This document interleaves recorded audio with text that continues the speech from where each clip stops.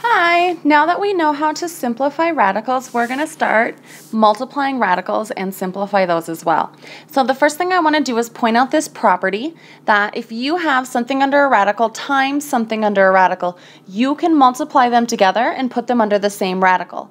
Notice that the radical, though, has to share a common index. So if I have a square root times a square root, I can put them together. Cube root times cube root, put them together. Square root times cube root, that would mean my indexes didn't match and I would not be able to put those together. So I do have to make sure I have the same index. We have used this property before. The difference is that we started here and moved in this direction. Now we're going to start on the left and move to the right. When did we use it before, you might ask? Well, think about what if I had the square root of 24? Didn't we say that was the same thing as the square root of 4 times 6? Which we then broke to be just the square root of 4 times the square root of 6. We, of course, simplified it a little bit further, calling it 2 square root of 6, but we were using the idea that if you had two things multiplying under a radical, like the 4 and the 6, we could give them each their own radical and still keep that multiplication in between the radicals. So, looking at a couple examples here, looking at my first example, I'm asked to simplify 27 to the 1/2 times the square root of 8. Well, the first thing I notice is that I can't multiply these together unless they have the same radical. Well, isn't the 1/2 the same thing as the square root? So this is the same thing as saying the square root of 27 times the square root of 8. Well, now they're both under the same radical, so I can go ahead and multiply them together. This then gives me the square root of 216. So then I'm going to ask myself, does 216 have any perfect squares in it? Because like before, whenever I deal with radicals, I always want to put things in simplest form. Well, I can use my calculator to do some guessing and checking. Maybe I try dividing it by 4. Maybe I try dividing it by 9, by 16. But if I look up here, I'm going to have a clue of what my biggest perfect square is, so I don't have to take as multiple steps. I know that 27 has a perfect square of 9 in it. I know that 8 has a perfect square of 4 in it. So 216 should be divisible by both 9 and 4. Well, 9 times 4 is 36. So not only is this divisible by 4 and divisible by 9, it's also divisible by 36. So I'm going to go ahead and I put into my calculator 216 divided by 36, and this breaks into the square root of 36 times the square root of 6. Since 6 times 36 is 216. I know that the square root of 36 is just 6, so I end up with a simplified answer of square root of 6 times the square root of 6. If I look at my next example, so my first example involved only numbers. Notice my second example involves both numbers and letters, numbers and variables. So, which is going to be the more common of the type. So I'm going to go ahead and I'm going to work it the same way as I worked the previous one. So I notice that these are both under the same radical. They're both under a square root. Both have an index of 2. So when I put these together through multiplication, I get 12 times 3 is 36. X cubed times x to the 5th. I'm not sure how much experience you've got with this prior to this course, so I just want to go ahead and show you how do I know what x cubed times x to the 5th is. So I'm going to erase this up here and use this room to do a little scratch. Okay, it won't let me erase it, so I'm not going to erase that up there. So I'm going to go ahead and do it down below. So what is x cubed times x to the 5th mean?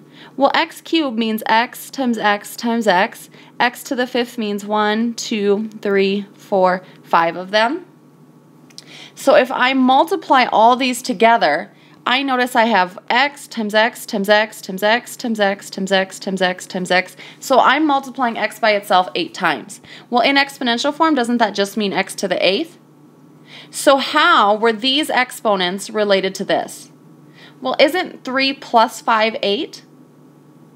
So the rule that we have is that if you have a to the n times a to the m, a same base, my base is a, I get a to the n plus m. So I add my exponents. So if I go back up to my example, so x cubed times x to the 5th is x to the 8th we just looked at.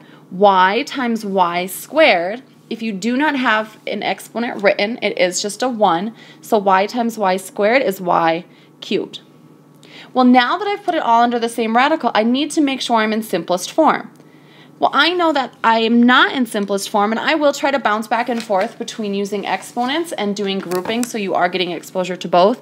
I'll go ahead and do exponents on this one, and then I'll do grouping on the next. So I know that the square root of 36 is a perfect square, so I'm going to put it under its own radical so that in the next step I can change it to 6.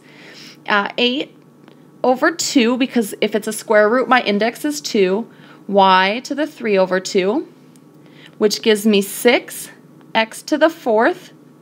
Y to the 3 over 2 becomes y to the 1 times y to the 1/2. In terms of grouping, I would think of it if I had 3. I could take out one whole group and have 1 left over. Notice that that 1/2 is the same thing as saying the square root of y, giving me 6x to the 4th times y times the square root of y.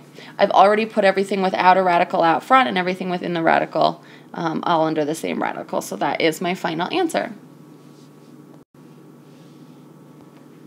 So then moving down to example 3 and 4, there is a total of 6 examples. If you understand after example 3 and 4, you don't necessarily have to watch 5 and 6. They are more extra examples for anyone still kind of wanting to see a little bit more and have a little more exposure to it after the first 4. So looking at example 3, since I did the last one by exponents, I will do this one by grouping, and then I'll do example 4 with exponents again. So I'm going to go ahead and put these together. So anything that's under a radical, as long as it's under the same radical with the same index, I can put those together through multiplication. I also notice that I have a 2 out front here and a 6 out front here. Well, isn't this 2 times the cube root of this times 6 times the cube root of this? And don't we have the commutative property that tells us that the order we multiply in does not matter? Well, yeah, so I'm going to go ahead and multiply the 2 times the 6 right away, giving me 12. Cube root, multiplying everything underneath. 81 times 3 is 243. X to the 4th times x is x to the 5th, because again I add my exponents. Y squared times y cubed is y to the 5th, so I add my exponents. So the 12 drops down. I'm going to go ahead and break this into cube root of 243. Well, if I think about my perfect cubes, 2 times 2 times 2, so 2 cubed is 8. 243 is not divisible by 8. 3 times 3 times 3 is 27. So 27 is a perfect cube, and 243 is divisible by 7. I get 27 and 9.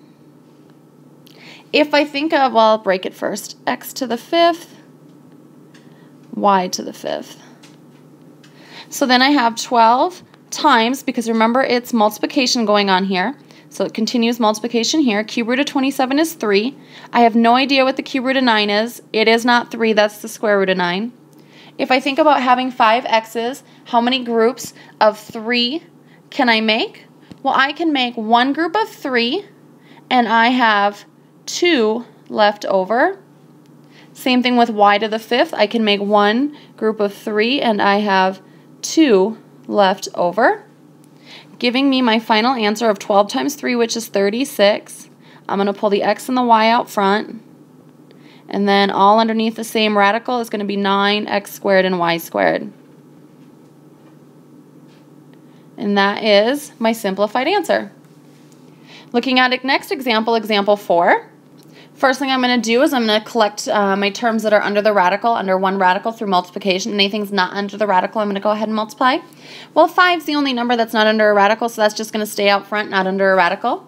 24 times 4, multiply together to give me 96. X to the 5th times x cubed is x to the 8th. Y squared times y to the 4th is y to the 6th. And the z just stays a z. Next thing I'm going to do is I'm going to go ahead and break it up and give all my change all my exponents to fractions, since I did grouping in the last. 5. So I look at 96 and I wonder, does it have any perfect squares? So maybe I start trying some. Well, 24 is divisible by 4. So is 4. So 96 should be divisible by 4 times 4 is 16. So I check that on my calculator and I see that it is 16 times 6. I will have x to the 8 over 2. Y to the 6 over 2, z to the 1 over 2. I know my z's and 2's look similar. I try to put slashes through my z's. That helps it all. Remember, there was multiplication here, so when I simplify 6 square root of 16 to be 4, there's still multiplication there. Square root of 6. X to the 8 over 2, well, 8 over 2 reduces to be 4. 6 over 2 reduces to be 3. Z to the 1/2 does not reduce, and I cannot change that to a mixed number in any way. So I end up with 20 square root of 6, x to the 4th, y cubed. Z to the 1/2 is the same thing as the square root of z to the 1, because remember, my denominator tells me, my index tells me it's a square root, because with square roots I don't have to write the number here. The exponent stays, giving me 20 x to the 4th, y cubed, square root of 6z, which is the same thing as z to the 1, and that is my most simplified form. If this makes sense to you and if you seem like you're getting it, feel free to stop the video now. I do have 2 more examples if you want to watch. I will do one of the examples by grouping and one of the examples by using fractional exponents. So moving on to those. So example 5 is 2 times the square root of 20xy times the cube times 3 times the cube root of 75xy to the 5th, and I'm now looking at this realizing that this is not going to work unless I have the same index. So I'm going to go ahead and I'm going to make this the cube root of 20xy, giving me, when I put them together, I'm going to multiply the 2 and the 3, the 2 numbers that are not under radicals together, giving me 6, times the cube root of 20 times 75, which is 1500. X times x, I add my exponents, which are both 1, giving me x squared. Y times y to the 5th, I add my exponents, giving me y to the 6th. The 6 stays out. I ask myself, what perfect perfect cube can 1500 be divided by? And I find out that it can be divided by 125. Remember, you can use your calculator to do some guessing and checking. I tried dividing it by 8, didn't work. I tried dividing it by 27, didn't work. 64 didn't work. 125 did work. Where did I get those numbers? 2 cubed is 8, 3 cubed is 27, 4 cubed is 64, 5 cubed is 125. X squared becomes x to the 2 over 3. Y to the 6 becomes, and actually, the cube root of 1500 is 125 times the cube root of 12. Got to squeak that in there. X squared becomes x to the 2 over 3. Y to the 6 becomes y to the 6 over 3. Again, using my index here as my denominator. Well, I know that the cube root of 125 is 5. I have no idea what the cube root of 12 is, and it cannot be divided by any perfect cube, so I leave it. 2 over 3 cannot be changed to a mixed number, so I'm going to leave that. 6 over 3 reduces to squared, to y squared. Cleaning it up a little bit further, I get 6 times 5 is 30, times the cube root of 12. Remember, my denominator tells me the root, so I'm going to do a cubed root. My exponents, or my numerator, stays as the exponent, giving me the cube root of x squared, y squared, for a final answer of 30y squared, times the cube root of 12x squared, and that is my simplest form.